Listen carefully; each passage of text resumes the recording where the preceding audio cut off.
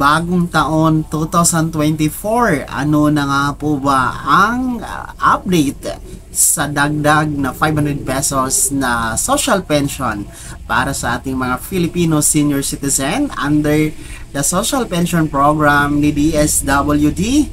Yan ang ating aalamin sa buong video na ito. Hold up.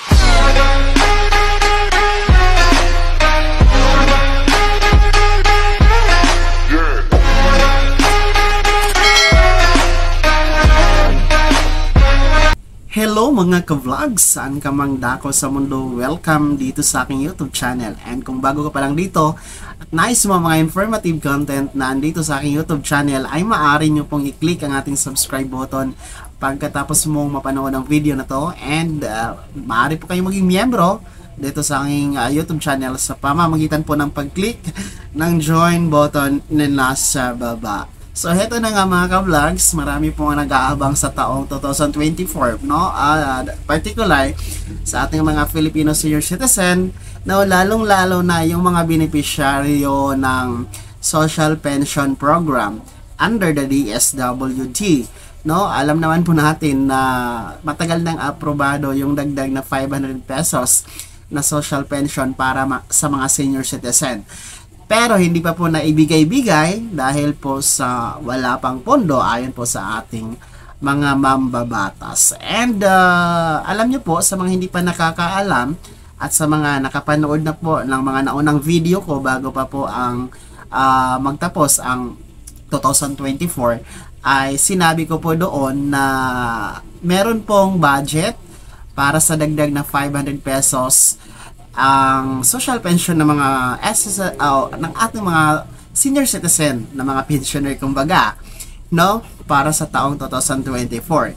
Kasi ngayong the last 2023 ay meron lamang pong nasa 25 billion, no, na pondo para doon mga ka-vlogs. Pero by this year 2024, no, according po yan sa Philippine News Agency and Philippines Information Agency, na dinoble na po yan into almost 50 billion, no? Nasa I think 49.81 billion yung budget for the social pension ni senior citizen. So para mahabol or maibigay po yung karagdagang 500 pesos na increase, no, para magiging 1,000 pesos na po yung buwanang pensyon ni senior citizen, and magiging 12,000 na po per annum, per year yung matatanggap ng ating mga senior citizen.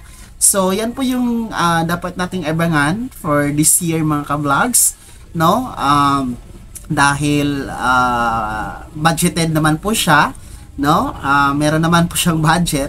Yan pong dapat nating tututukan at babantayan na dapat ay maibigay talaga sa ating mga senior citizen, no. Kahit pa paano, malaking tulong na din po yan sa pambili ng gamot, maintenance ng gamot, diapers, gatas, pagkain, grocery, iba pang mga pangangailangan ng ating mga senior citizen na mga ka-vlogs dyan. So maliit lang po yan na halaga, no, sa mahal ng bilihin ngayon.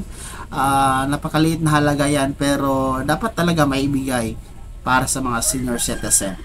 So i-update ko lang po kayo mga ka-vlogs sa mga susunod na mga araw or linggo, no, dahil atin po yan tututukan.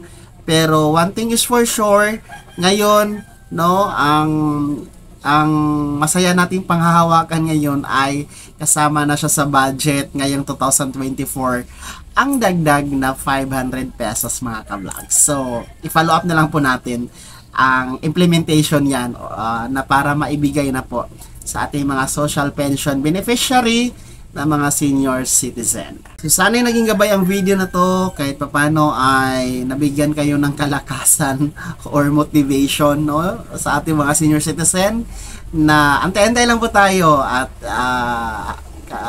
kung saan or kahit papano ay meron tayong aantayin na karagdagang 500 pesos ating social pension.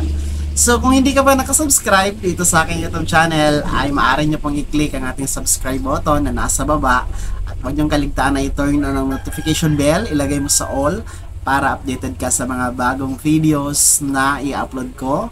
Maaari mo ding i-like ang video na to. Kung meron ka pang mga katanungan, ay maaari niyong i-komento sa comment section na nasa baba. And you can follow me sa aking official Facebook page na nasa screen niyo. Muli po, ito si Daniel Timpawa na nagsasabing, kung tunay kang kaibigan, please, pautang naman dyan. Bye-bye!